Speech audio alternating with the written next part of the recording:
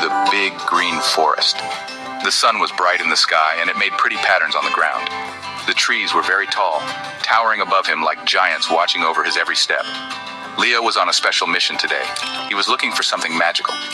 People in his town talked about a lucky portal, and they said it was hidden somewhere in this old forest. Leo wanted to find it, and he believed it would bring him good fortune.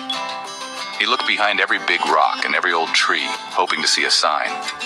As he went deeper into the woods, the air felt different. It was cool and quiet, and the only sound was the crunch of leaves under his shoes. Suddenly, Leo saw something strange near a very old oak tree, a metal lever sticking out of the ground. It looked old and rusty, and he got very excited. Could this be it? He grabbed the lever with both hands and pulled with all his might. He pulled and pulled, but nothing happened. The lever did not move at all. He felt a little sad, but he did not give up on his quest. Leo remembered the stories his grandfather used to tell. The stories said that some magic needs special words to work. He decided to try something new. He stood up straight and tall, looked at the lever, and said in a loud, clear voice, "Open portal." He felt a little silly saying it out loud, but then a soft light began to glow around the old oak tree. The ground started to shake just a little bit. He watched with wide eyes as a shimmering circle of light appeared right in front of him. It was the portal. It was real. The portal was beautiful, swirling with colors of purple, blue, and gold. It hummed with a gentle, inviting sound. Leo felt a mix of fear and excitement. He took a deep breath to calm his fast-beating heart. This was the adventure he had been waiting for his whole life. He carefully stepped closer to the edge of the glowing circle. He knew he had to be brave. He put one foot forward and then the other. He stepped through the light and into a world of pure mystery, leaving the familiar forest far behind him.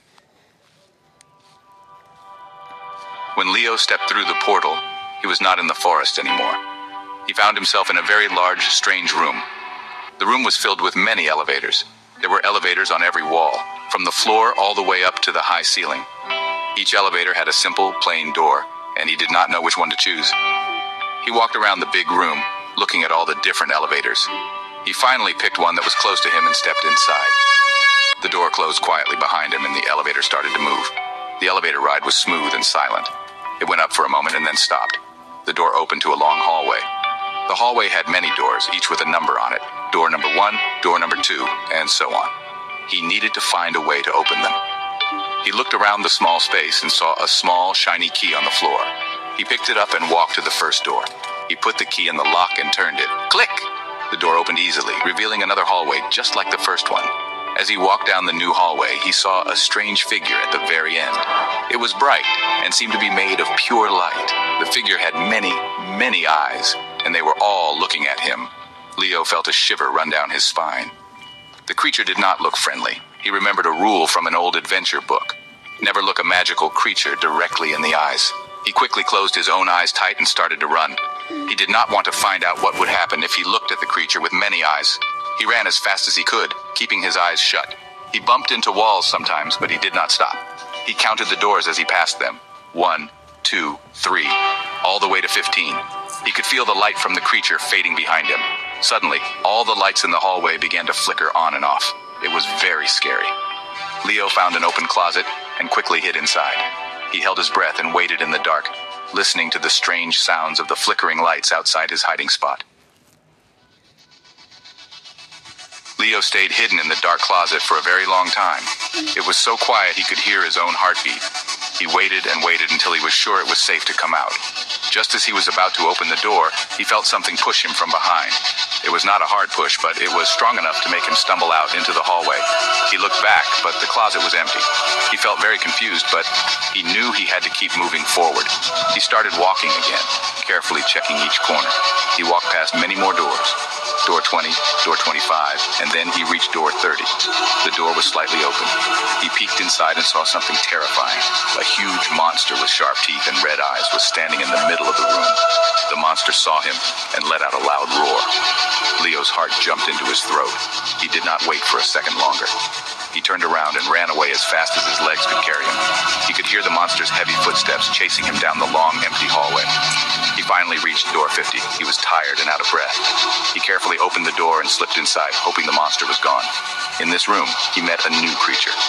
This one was tall and thin, but it had no eyes at all. It just stood there silently. It did not seem to notice him. On a table in the middle of the room, there were 8 old books. Leo knew he had to collect them. He moved very, very quietly, trying not to make a single sound. He picked up each book one by one and put them in his bag. With the 8 books safe, he continued his journey. He felt a little braver now, but his bravery did not last long. When he reached door 75, he heard a familiar roar. The first monster was back. It had found him again. Leo didn't even look back this time. He just ran. He ran faster than he had ever run before. He reached the next door, yanked it open, jumped inside, and slammed it shut right behind him. He leaned against the door, breathing heavily, and listened as the monster roared in frustration on the other side. Leo found himself at door 90. This room was different from the others. It was completely dark. He could not see anything at all. It was a scary, deep darkness that felt heavy. He remembered he had a small lighter in his pocket. He took it out, and with a flick, a small flame appeared. The tiny light pushed back the darkness just a little bit. He held it up and looked around the room. He could see shadows dancing on the walls. It was very spooky, and he felt a cold chill run down his back. As he moved deeper into the dark room, he heard a strange sound. It was a soft scratching noise coming from a corner. He pointed his lighter in that direction. The scratching stopped. Suddenly, a monster with a huge mouth and no face screamed right at him. The scream was so loud that it blew out his lighter, plunging him back into total darkness. Leo screamed too and ran blindly, bumping into things until he found the handle for the next door. He scrambled through it, his heart pounding in his chest from the sudden scare. Finally, he arrived at door 100. The room was brightly lit. The eyeless creature from door 50 was there, standing right in front of an elevator. It seemed to be guarding it. Leo saw a panel next to the elevator door.